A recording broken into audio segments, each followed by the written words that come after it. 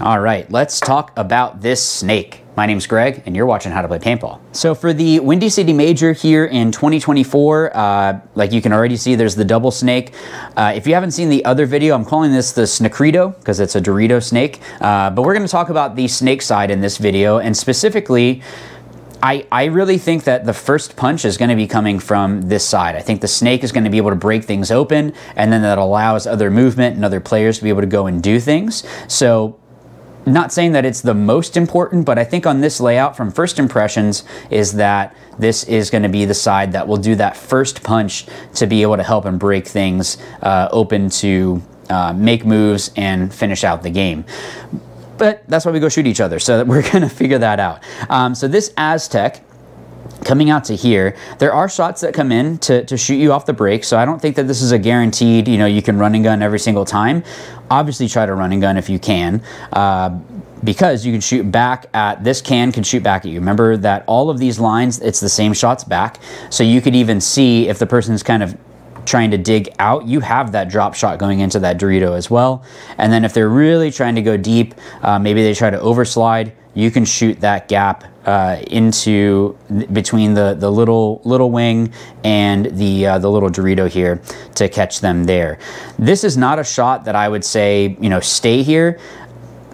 If you need to do that, then it's okay. I think you being able to stop movement is important, but I think that they're going to be able to wrap around here and crawl on up, and you're never going to see them. So it could be something that just keeps, you know, keeps them kind of honest. Maybe they feel the pressure and it makes them stop for a second, and that allows someone else to come up.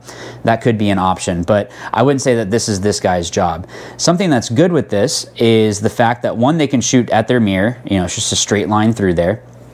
If they shoot blind over the top of this pin, I think it's going to be able to drop into this region here. Now, how far back it goes, test that out. Maybe if you step off a little bit, you'll be able to shoot more into that zone, but this isn't going to be something, I don't think it's something that is going to shoot the snake off the break. I think if you watch the other middle video, there's someone back here that can do that, but you know, maybe there's a weird way that you can kind of come off and shoot it and then dive in. But something good with this is that you can shoot into this snake 1 and kind of edge the snake 2 and then this snake 3. So even though they can still get in here, the issue that you would cause is them trying to come around the snake 2, just because you can shoot over the top and kind of drop it right into there. So going out a little bit further on the snake side here, into this little God bunker, I think what could actually be helpful is this cross shot going into the Snakerito, is what I'm calling it. So into that zone to be able to at least see what's going on.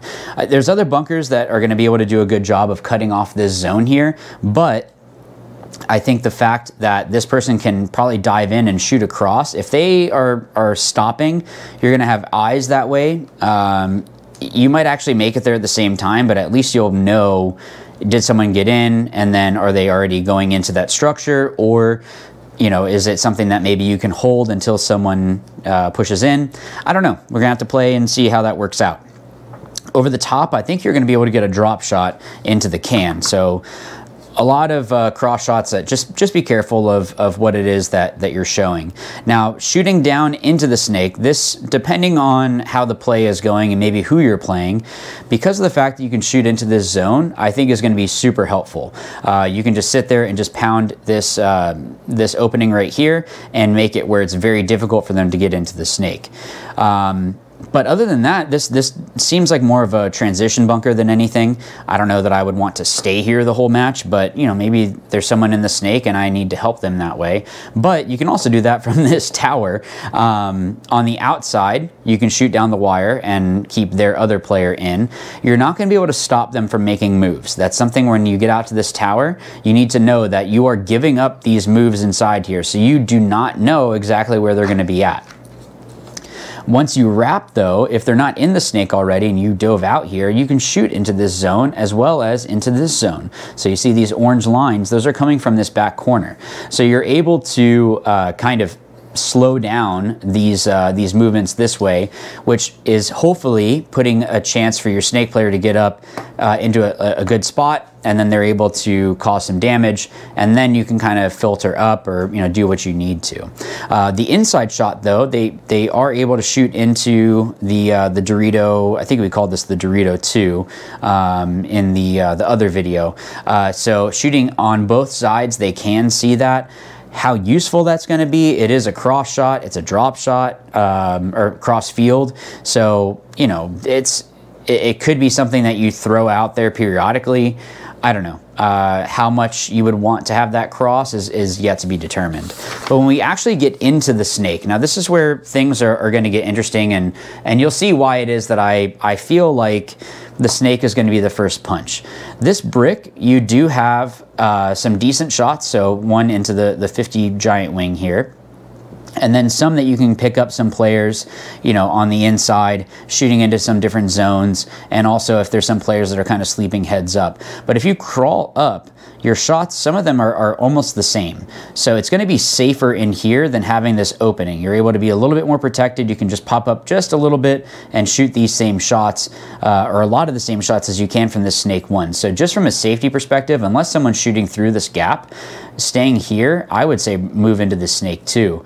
Also, once you start playing the wrap, you can start getting some other shots into the middle of the field as well.